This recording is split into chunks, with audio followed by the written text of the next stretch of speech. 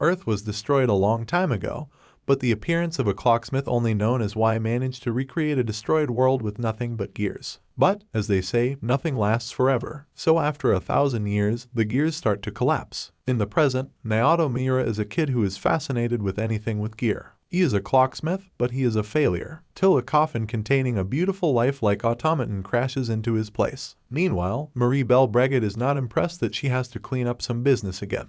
Along with her bodyguard, Vaney Halter, they head to some core grid to fix it, but the military thinks they can handle it themselves. Naoto tinkers and messes precisely with this automaton's complicated gears with only his hearing, causing her to awaken from her slumber and save him before his place crumbles apart. She introduced herself as Ryazu and is grateful for the repairs. She learns that Naoto has this ability to hear precise sounds and was thus able to locate the problem via hearing when all other clocksmith experts failed. Although she considers Naoto her master, she has a very sharp tongue and sarcasm. As part of the process to accept her as his master, he must suck her finger. Needing to find a place to stay, they end up in a love hotel. Ryazu shows she is not to be messed with when some punks try to hit on her, but she beats them up when they threaten her master. Instead of renting a room, they go to the lounge. Ryazu is wondering if this is his perverse way of getting close to her. Deep in the night, Marie wakes up after feeling some sort of faint tremor. The next day, Marie meets her committee and tells them that the irregular gravity would soon cause Kyoto grid to collapse. However, the military has made a different choice. They are going to force purge the Kyoto grid and sacrifice 20 million people.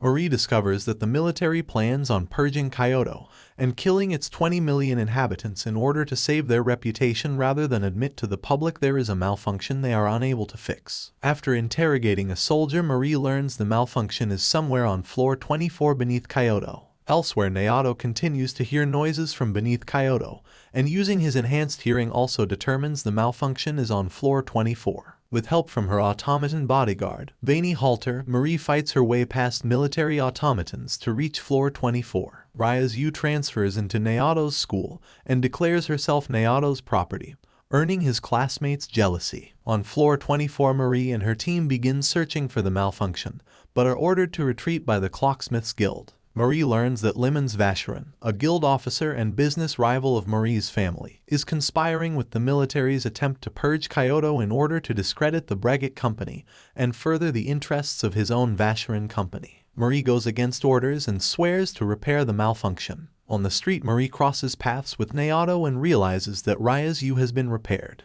As they talk, Marie claims Ryazu is Breguet's property. She wants her back, and of course he will be compensated. Since Naoto refuses, she threatens him. She didn't see it coming when Ryazu's blades were sticking at her neck. When she calms down, she continues explaining what is going on. However, Ryazu rubbishes the notion that she is the savior they are hoping for. Her role is to serve Naoto. Naoto could tell an earthquake was coming, and true enough, it rocked the place. Marie learns of his precise hearing ability and wants him to help them fix a problem. Naoto refuses, but when Ryazu mentions she has a sister, Anchor, in some tower's basement that could help, Naoto agrees to come. He wants to meet her sister, so as they go down the tower, Naoto can hear robots waiting for them. After battling the first wave, news spread that Marie was dead. Lemons panics and wants this under wraps since the murder of Marie will cause their organizations to collapse. Apparently, Marie faked her own death so she could prove the connection between the military and the guild. She can also move freely without being restrained by politics. They meet more robot resistance along the way. This time, Ryazu transforms into her ultimate form to easily take them all out. This uses up a lot of energy, so she goes into sleep mode. Ryazu wakes up, and then Naoto confesses he wants to marry her, but she rejects. Marie is confused if Ryazu is programmed like that, but she disagrees and loves Naoto out of her own free will. She revealed that unlike other automata, she has free will and loves Naoto without having been given the order to do so. Having reached floor 24, Naoto and the others join Marie's team who refuse to evacuate to save themselves. Marie explains Naoto is the only one who can save Kyoto using his enhanced hearing. Naoto removes his noise-canceling headphones, extending the range of his hearing even further, and within seconds he locates over 4,000 malfunctions, 18 of which are responsible for the gravity fluctuations. Following his directions, they manage to repair all 18. Before they can celebrate, Lemons begins the purge and Kyoto begins to sink. Marie plans to stop the purge by using Ryazu's dual time mechanism. Naoto refuses to risk damaging Ryazu, but she removes her own heart to prevent Naoto dying in the purge. With Ryazu's heart generating anti-gravity, Kyoto begins to rise back to the surface, so Lemon sends military automatons to stop them. But they are instead destroyed by Halter. Kyoto is returned to the surface with seconds to spare, and Naoto desperately removes Ryazu's heart from the gravity generator before it can rip itself apart, seriously injuring himself. He and Marie replace Ryazu's heart, and she tearfully reunites with Naoto upon awakening. An official funeral is held for Marie. Naoto laments after that risky mission. Anchor wasn't there. He blames Marie for her bad luck. Marie wants his help to save the world. In exchange, she'll help him find Anchor. Meanwhile, several intruders enter a tower but are finished off by a black hole ball from Anchor. Halter receives a mysterious transmission that seems to insult Marie about her poor life. Meanwhile, Ryazu's flirting with Naoto to seek his help to trace that transmission. Naoto pinpoints the direction of the transmission, and it seems he now has another motivation to go there. At my grid, Naoto couldn't hear a sound. Then it dawned on them that this place was dead. Even its core clock tower has stopped. Naoto believes this means Ancho R is here, because where else can it transmit illegal radio waves? Inside the tower, they see a big hole in the ground. Dropping down, they see disintegrated body parts, and what shocks them most is a huge mecha, a weapon of mass destruction that used parts of this tower. Marie is hell-bent on destroying it, but Anchor approaches them. She considers them threats and attacks. The gang manages to evade bloody murder, a clockwork ball that can grind its way through steel. Naoto hears Anchor's gears functioning incorrectly, revealing that Anchor is being forced to guard the automaton. During the battle, Ryazu and Naoto fall into the deep underground, which has an atmosphere like outer space. With Naoto and Ryazu presumably dead, Halter retreats with Marie. Marie decides to finish her mission for Naoto. They interrogate the governor of the My Grid and learn the enormous automaton was constructed by Shiga scientists after the Shiga grid malfunctioned due to their illegal electromagnetic research and was purged by the government to cover it up. Marie also learns the government, eager to save their reputation following Marie revealing their part in the attempted Purge of Kyoto, have activated the automaton and plan to destroy it to show the public their power. Marie becomes emotionally overwhelmed at all her failures and is on the verge of quitting, until Naoto and Ryazu suddenly emerge from a sewer, having been returned to the surface by an aged Shiga scientist. Together they head to Tokyo to save Anchor and stop the automaton clashing with the military. Naoto becomes a terrorist and scares the people by destroying Tokyo Tower. This is part of their plan to clear out the city so the military can clash with the mecha while they go save Anchor. Naoto and others take on a few of the military robots, and at the same time, the military themselves engage with the mecha underground. Naoto, Ryazu, and Marie wait for Anchor to come to them. Naoto knows it is so because Anchor wants to be destroyed by her sister. Plus, based on their last fight, he knows Anchor cannot kill humans because Naoto and Marie were not targeted. As the sisters fight, Ryuzu lets Anchor chase her until she suddenly switches with Marie. This sudden change has caused Anchor to malfunction. Ryuzu cuts off the mask that is controlling her. Naoto manages to repair Ryuzu, but Marie needs to take Anchor back to the safe house to fix her. When Anchor wakes up, she starts calling the trio her father, mother, and sister. Ryazu suggests to Anchor that she needs to have a master, so she initiates the master recognition process. Naoto's first and only order is for Anchor to unlock the gear, restraining her free will. She cries tears of joy after realizing she can never be ordered to destroy anything again. Anchor's bloody murder ejects the head of Vermouth, and Marie repairs him enough so it can speak. The military fails to destroy the automaton, which is named Yatsukahagi. It detonates a magnetic explosion that causes every gear in Akihabara to stop working, including the gears inside Ryazu, Anchor, and Halter, who all malfunction and shut down. The military orders Yatsukahagi destroyed with their capital defense cannon, but Yatsukahagi defends itself with an electromagnetic shield before destroying the cannon. A flashback reveals the aged scientist who returned Naoto and Ryazu to the surface is also the lead scientist controlling Yatsukahagi, and has an ulterior motive. Marie and Naoto realize every piece of metal in Akihabara, including the gears, have been magnetized, and Ryazu is overheating enough to severely burn Naoto's hands. Anchor awakens, revealing she has an inbuilt mechanism to demagnetize herself by heating herself to Curie temperature. But Ryazu does not have a sufficient cooling system and continues to overheat. Naoto moves her to a colder spot to speed up the cooling process. Marie finds herself admiring Naoto's unwillingness to ever give up what he believes in.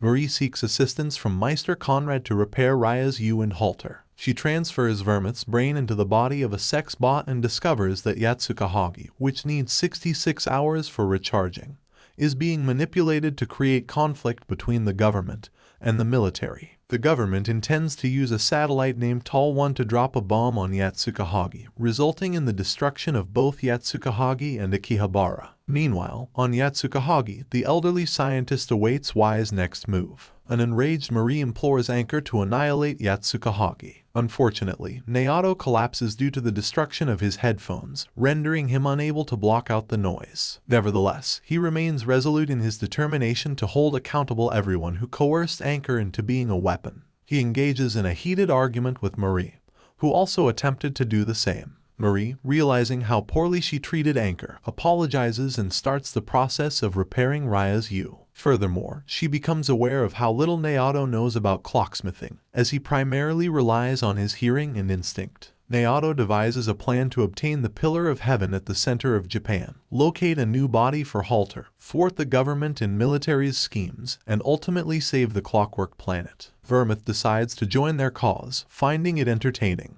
At the Pillar of Heaven, Raya's U, Anchor and Vermouth battle the military to reach a suitable automaton to be Halter's new body. After Marie installs Halter's brain, they destroy the remaining enemies and capture the Pillar of Heaven, which controls Tokyo's clockworks, and also capture Princess Hauka Hashinamiya, Marie's friend who supports their efforts to save Tokyo. By playing the role of hostage in Naoto's fake terrorist plot to purge Tokyo, she manages to scare Tokyo's citizens into evacuating so they won't be killed by Tall Wand. Inside Yatsukahagi, the elderly scientist wonders why Naoto would want to take credit for the damage caused by Yatsukahagi. Marie reveals their plan to use the Pillar of Heaven to cause enough heat under Akihabara to raise the entire city to Curie temperature, reversing the electromagnetism. Hauka wonders whether Naoto's abilities might make him dangerous enough to one day require his imprisonment, but reconsiders after being threatened by Raya's U and Anchor. Raya's U admits she blames herself for burning Naoto's hands while she was malfunctioning and requests she be punished, so Naoto asks Raya's U to wear a wedding ring he made himself, and they both happily vow to stay together forever.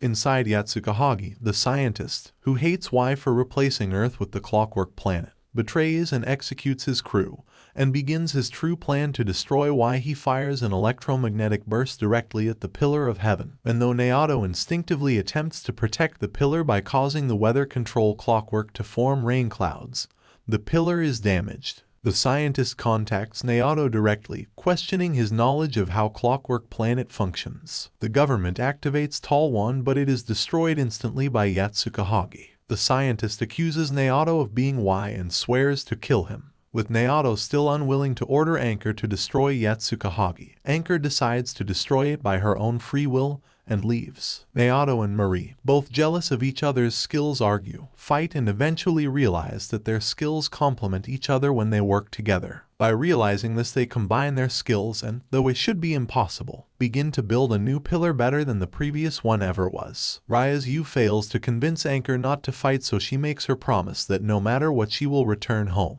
Anchor promises before tearfully activating her combat mode. Anchor forcefully enters Yatsukahagi's structure while Naoto and Marie work on reconstruction. The military inflicts more damage on the pillar, necessitating Naoto and Marie to rebuild and repair simultaneously. The scientist becomes convinced that Yatsukahagi was, in fact, two individuals, Naoto and Marie. Just as he prepares to activate Yatsukahagi's weapon, the power vanishes due to Anchor's destruction of several generators, though she sustains severe damage in the process. The scientist attempts to shoot her with a railgun, but Raya's U intervenes, severing the scientist's hand. Yatsukahagi begins to disintegrate while Naoto and Marie complete the pillar's reconstruction. Hauka agrees to Marie's request to label them the most dangerous terrorists on the planet before they escape with Halter and Vermouth. Raya's U rescues Anchor, leaving the scientists behind as Yatsukahagi explodes. 2 weeks later, on a boat in the South China Sea,